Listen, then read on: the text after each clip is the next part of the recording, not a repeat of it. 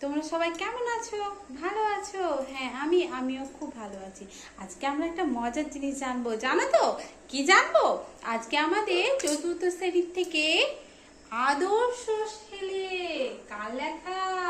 হ্যাঁ, ঠিক বলেছো, কুসুম কুমারী দাসের লেখা।